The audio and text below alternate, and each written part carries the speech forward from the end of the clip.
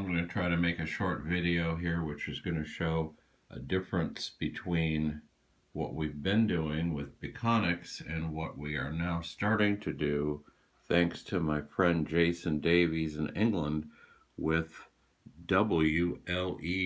WLED is a control program for LED lights, and using different boards than what we used in Bekonix. This board right here is a $7 board called ESP 8266. What we've been talking about is an nRF board controlling LED lights. In Bekonix, I'll go back and show you exactly what that is. Here's the Bekonix that we were showing. Here is a timeline. Here is a simulator showing this changing as the timeline changes. I'm going to go completely away from Bekonix and go back to WLED. Jason sent me a great PDF file which I will put on my Google Drive account and a link to it in this video, and you can click on that and see this great pictorial guide telling how to install the firmware, it's getting kind of technical, in this board to run this program. That will be in the description.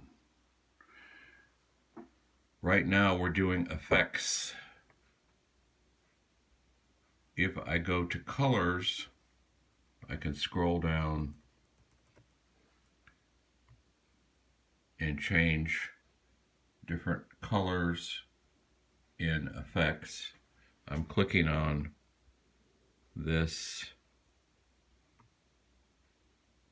See what happened? I'm just clicking on different colors and they're showing up on the, get back a little further, they're showing up on the array. This is an array that's not really available for purchase in North America or Europe, as far as I know, by Mr. Yang, and it's called ColorBit. Now this Lowland board, I've got several of these boards,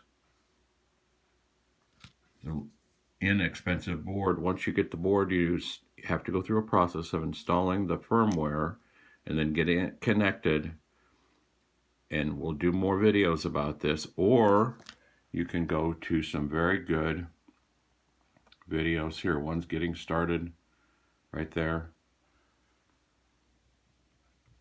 You'll need an IP scanner, or at least I did. And this gentleman, Chasing Squirrels, has done some videos on basic WLED installation of your firmware on your board. You can use another one called ESP32. This one is ESP 8266. There'll be more on this.